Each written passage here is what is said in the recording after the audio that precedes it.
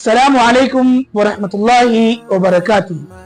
जिस तरीके से हम अपने मुआशरे में लोगों के सामने बुराई करने से, कोई गलत काम करने से, कोई गलत बात कहने से, कोई गलत चीज सुनने से और इसी तरीके से किसी की तरफ गलत निगाह दौड़ाने से बचते हैं, डरते हैं, हया करते हैं। नाज़रीन गिरामी, आज हम अल्लाह ताला का 9वां हक़ आपके सामने इसी ज़िम्न में बयान करेंगे कि हम लोगों से ज्यादा हर वक्त अपनी तन्हाइयों में और इसी तरीके से अपनी मजालिस में अल्लाह ताला से हया करें, अल्लाह ताला से शर्म करें। अल्लाह के नबी सल्लल्लाहु अलैहि वसल्लम ने इरशाद फरमाया, हज़रत अब्दुल्लाह इब्न मसऊद रज़ियल्लाहु ताला अन्हु रावी हैं, तिरमिज़ी शरीफ की रिवायत है, इस्तहयू मिनल्लाहि हक़्क़ल हया। ऐ लोगों, तुम लोग अल्लाह से शर्म करो।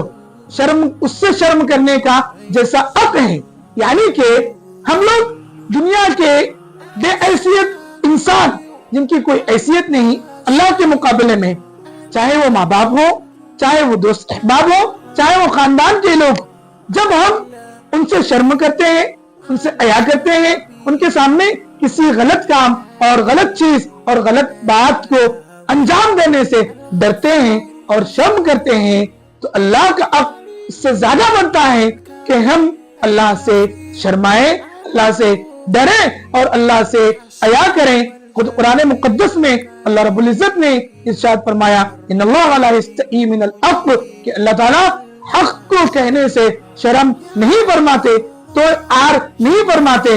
हमें ये आयत से और ये हदीस से बात समझ में आई कि एक हदीस और है, वल्लाहु अहक्कु अन युस्तहया बिही, कि अल्लाह ताला ज्यादा इस बात के हकदार हैं कि उनसे शर्माया जाए। नाज़रीन गिरामी, हमें अल्लाह से अपने जिंदगी के तमाम लम्हात, तमाम औकात, तमाम साआत में शर्म हया करना चाहिए, क्योंकि ये उसका हक है।